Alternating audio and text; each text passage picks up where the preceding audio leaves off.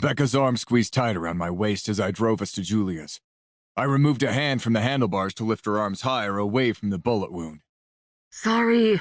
I heard her muffled voice through the glass-fronted helmet on her head and the wind rushing over us, followed by a squeal as I took the next turn too sharply for her liking. I'd wanted to be back for the meet with Maverick, but it didn't look like that was going to happen anymore. We had to stop for food. If seeing Becca's pale complexion in the sunlight wasn't enough, the fact that she could barely stand on her own 2 feet cemented it. She needed food and water or she was going to pass out. And I suppose I needed to eat too. We couldn't go get breakfast with blood and gore all over us, which meant we needed to shower. Standing in Ava Jade's shower at Briar Hall, the safest place we could think to go, was harder than I thought it'd be.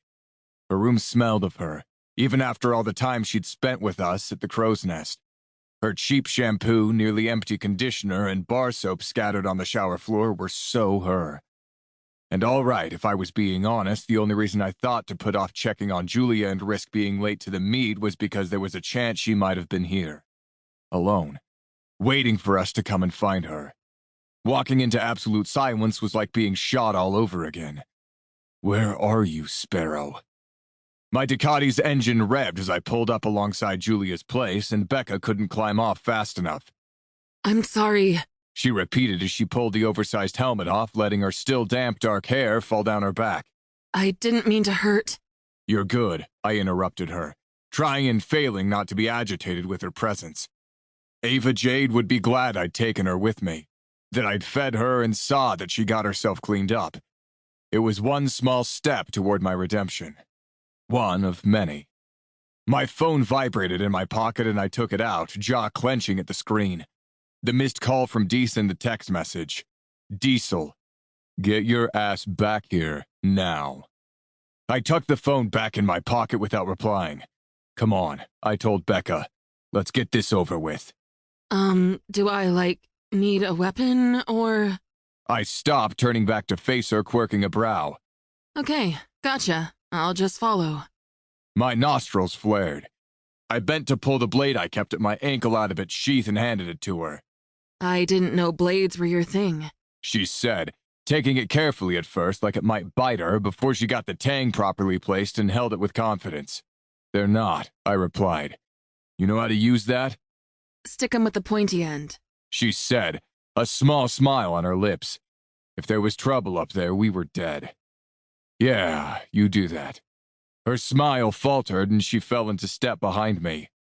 Keep that thing pointed down if you aren't using it. Oh, right. So, who lives here exactly? We walked up the drive to the small 2-story house set apart from the others farther up the street. Julia rented the upstairs apartment, despite our offer to put her up somewhere far nicer. She insisted she loved the view of the dense redwoods in the backyard and didn't need any more space. Before I could take the first step, the bang of a screen door around the house stopped me, startling Becca into a little chirp of surprise. My gun was out in an instant, but when the small, stout woman who lived downstairs came stomping around the edge of the house in a huff, I hurriedly put it behind my back. Oh, she exclaimed, seeing me and Becca on the stairs. I thought you were Julia, she said, face pinching, looking irritated and disappointed all at once. Have you seen her recently? I asked. The woman gave me another look, scrutinizing more closely. She was suspicious. I put on my smooth voice and forced a worried expression of my own. I'm her cousin. The family's been trying to reach her, but she hasn't been taking anyone's calls. We're starting to worry. The woman's gaze slid to Becca. We were hoping to check on her. Becca lied smoothly. Make sure she's okay. This time, the woman's flustered demeanor melted and she nodded sadly at Becca. I'm sorry, dear, but I haven't seen her in weeks. She's past due with her rent and there's an awful stink coming from up there. I think she might have gone someplace and forgot to take out her trash. You haven't seen her in weeks? I repeated. And you didn't think to call the police? The woman looked taken aback at the question. Well, no. Julia keeps to herself. She's gone out of town for a couple weeks before without telling me. And you know her, with that landline ringing all hours of the day and night. I don't think she had a cell phone. She did. But clearly she never thought to share the number with her landlady. My stomach turned with unease.